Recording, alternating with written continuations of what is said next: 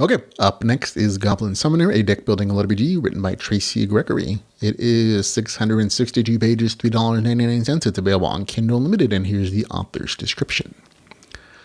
Life and death decided by the draw of a card. When an accident claims his life, Gareth finds himself reborn on Acamida, dropped into a world where sorcerers draw magical powers from a deck of cards, summoning monsters and flinging spells. Gareth must adapt to having arcane power at his fingertips. It's just a shame he's found himself with the weakest cards around, goblins. Joined by a fallen goddess, a deposed demon king, and surly local, Gareth sets out into Acamida in a realm where experience points and levels are very real. Gareth must grow stronger if he intends to have his second life last longer than his first. With monsters around every corner and dungeons beneath his feet, Acamida is a dangerous place. As Gareth finds new cards, he can empower the rumbles of the war stirs to the west. If he's going to survive, Gareth will need to master his deck and find the strength hidden within his goblin allies. Okay, this is a transported to a fantasy RPG world with like trading game card mechanics used as an RPG progression and battle system. And while I honestly really appreciate the effort of the author to explore different genres and game mechanics, some of the series that the author's done deals with real-time strategy. This one deals with card mechanics, and it seems like the author is trying to find a different niche in like his right to market system to find readers. And while I enjoyed the other story, which is like space and real-time strategy, this one was less entertaining. I think a lot of that has to do with the kind of a conflict between the storytelling and the way that the game system was set up. So overall, while I appreciate the risk of trying this new system, it didn't work out for me. And to be honest, because of some storytelling issues involved with that, I got kind of bored, and I'll explain why I got bored, but essentially that's what happened to me. First of all, I want to say the positives again. The card game mechanics, probably the best part of the story. They're well thought out. You could tell they were based upon popular card games like Hearthstone and Magic the Gathering. So they're going to be some familiar mechanics for anybody who's ever played those games, and those are, of course, massively popular games. Each deck holder had a specific theme for their monsters and spells that they could summon, clear costs, and effects of the cards, an ability to upgrade the decks and deck holders as they level got different feats and mana options available to them that they could choose, like the different progression paths. And the rules are so clearly thought out that the author, even at the end of the book, has formalized rules that the reader can actually read through and kind of play the game themselves if they really wanted to. There's nothing groundbreaking about the system, but it is consistent and it is faithful to an actual real card game. So good on the author for taking the time to go through that. You could tell it's a lot of effort and something that's really customized.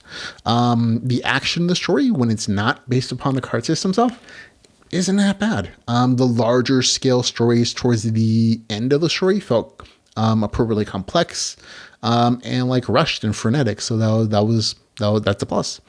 Onto the negative stuff, the stuff that bothered me, and essentially kind of dragged this down to a place where I was like, okay, I'm bored here.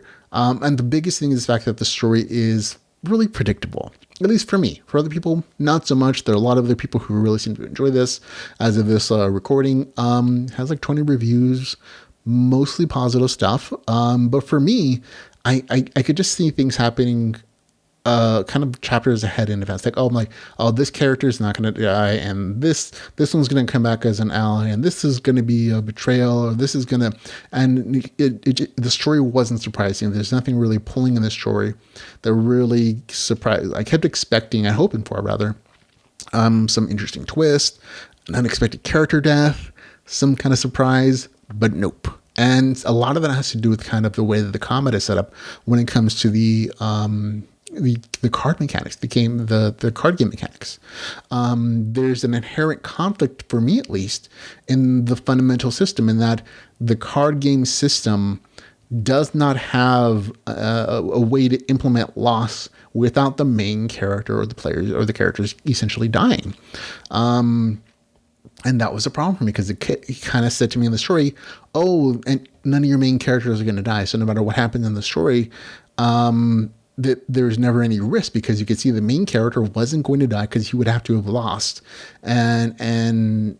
Or there was like some story twist where somebody would lose, but they would just magically escape without any kind of consequences. And as it it did a couple things for me in that it lowered the stakes of the story, that there's really no negative consequence to the system, the game card system. And secondly, it kind of messed up the a portion of card games for me. And that for me, a good card game, trading card game, part of the draw is that there's the element of randomness in your deck. Like you're not really sure what you're gonna like. You can know every single card, you can have a bunch of strategies built into it, but ultimately it's a random pick of 5 or 6 cards, and you kind of play the best that you can with the hand that you're dealt, and the resources. And part of the satisfaction winning a game is that you played it well, you outplayed your opponent, you implemented your strategy, you countered their strategy.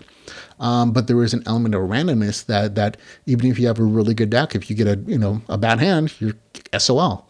And that doesn't exist in this story. You could tell in the story that there were many fights and many battles that are kind of pre-planned in advance as far as like what cards come through.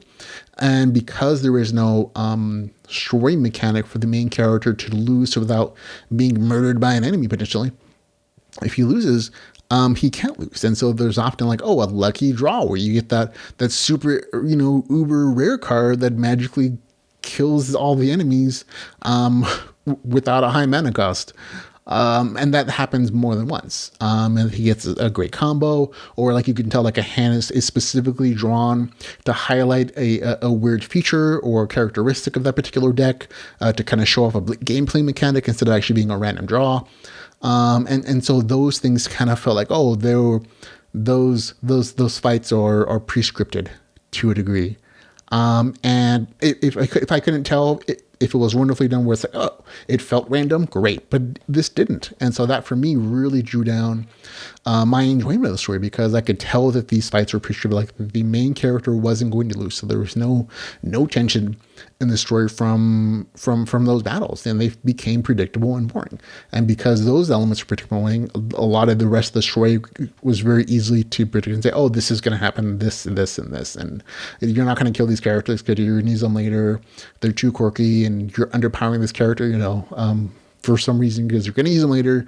And it was for me, it's like, okay, this is not entertaining. This is kind of tedious and boring to some degree. Okay. Other aspects of the story, nicely done. But that was just one of the components that just stopped me from enjoying it, unfortunately. Now another big, and again, this is definitely more of a personal thing, is that even if those aspects existed, I could probably still have enjoyed myself if other things kind of made up for it. Like, the world building was amazing, or the dialogue was fun, and the adventures they went on were really great. But again, that didn't kind of exist. Like, there is some world building that happens here, but it wasn't particularly deep. The dialogue was probably something that I had an issue with, not in and of itself, in that the writing is bad, or that the banter isn't, quirky. But it felt forced because of the setup of the story, and that the characters are drawn together from very different backgrounds.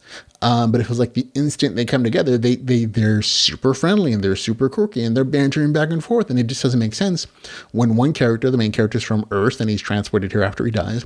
Another character is a fallen goddess who spent thousands of years just sifting through dead people's lives, in like hundreds of thousands of different worlds. And then there was a native lizard girl. Another way, eventually, is like a demon lord, which I wasn't sure who's in the novel description, but it is. She's been frozen in time for, thousands and thousands of years.